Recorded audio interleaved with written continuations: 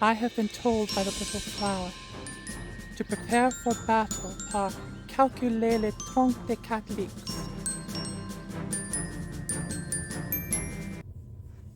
There will always be aristocracies, and there will always be ruling systems of belief.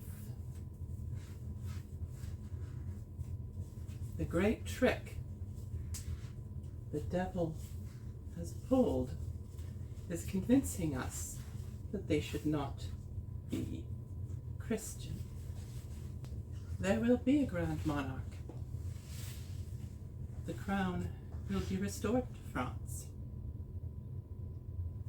The Dauphin will be coronated at Reims. But who is the real king of France? Il y a deux maisons rivales pour le trône de la France. One is the House of Bourbon.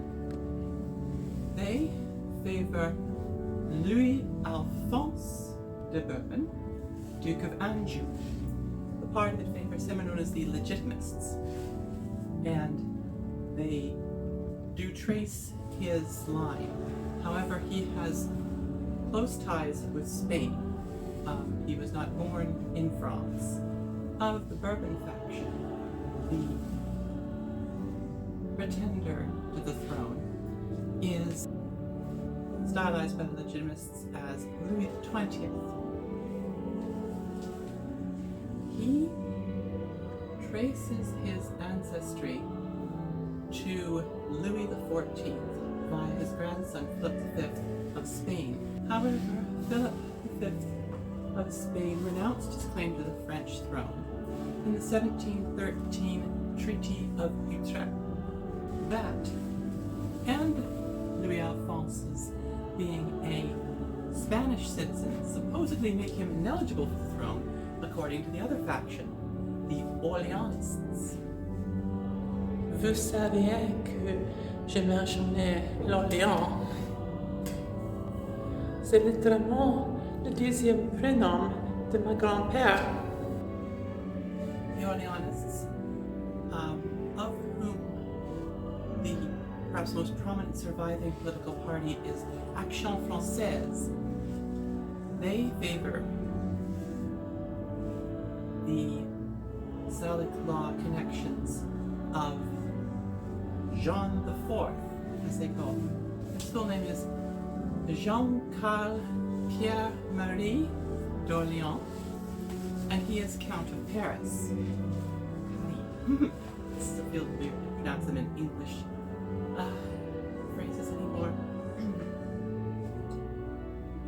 But there we have it. Now, the Orleanist faction favors constitutional monarchy and has tried to get the king elected, essentially, the monarchy restored via democratic means for centuries now, especially during the 19th century when there was more of a movement for such restoration due to what happened in the 18th century and also the 19th century. France's history has been tumultuous ever since it did away with the monarchy. Jean d'Orléans is a direct descendant, the last man to actually bear the title of King of France, Louis-Philippe Léonien the First, who ruled from 1830 to 1848. At this time that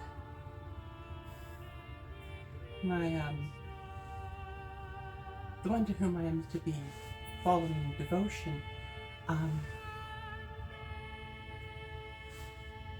Jeanne Lapicelle.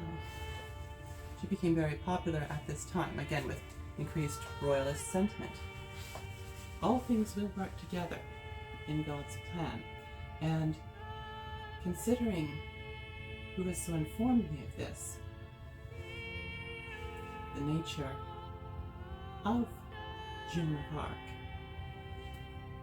it is very intriguing that there is one quality that both parties share, and that is an insistence on Catholicism as the religion of the king, the religion of the monarchy, the religion of France.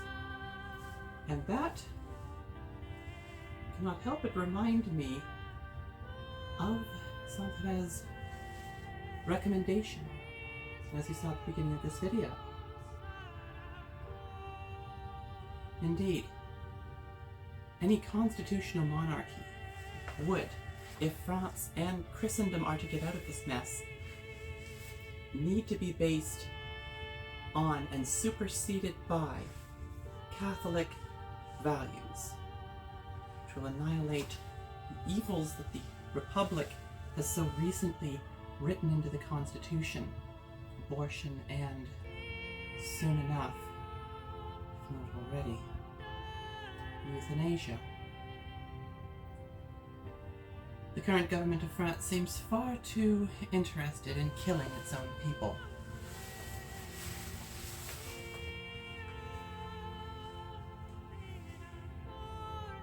So we have two candidates, neither of whom, of course, have been formally coronated at Rome. So, is it Louis Alphonse? Is it Jean?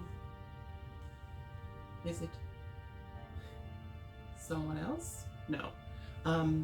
But which of the two is it? Well, one can say firsthand that in study of the prophecies, neither of them would be the grand monarch according to the requirements that he rule in his youth.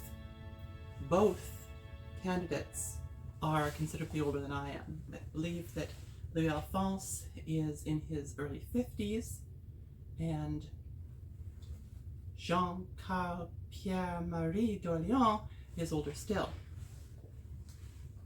That doesn't preclude either of their Dauphin sons from being the Grand Monarch, however.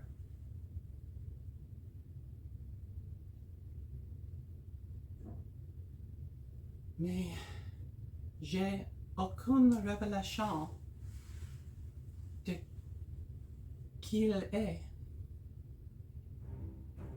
Mais il me semble, quand la France est presque se détruira, il est qui sera l'œuvre haute contre ses ennemis.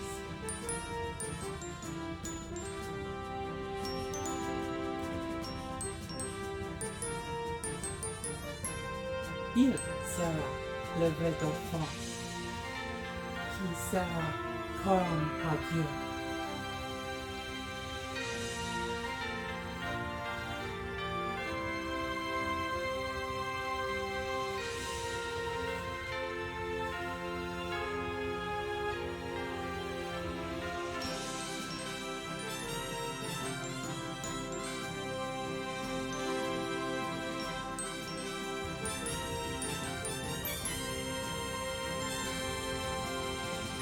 I myself have a bit of Dutch royal blood.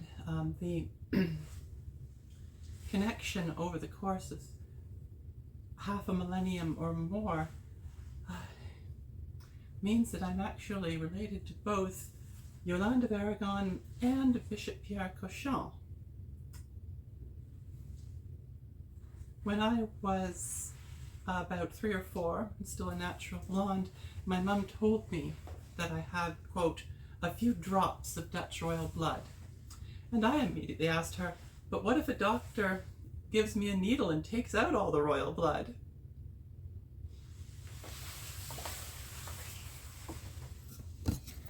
Désolée de parler anglais, mais j'ai besoin d'entendre le monde entier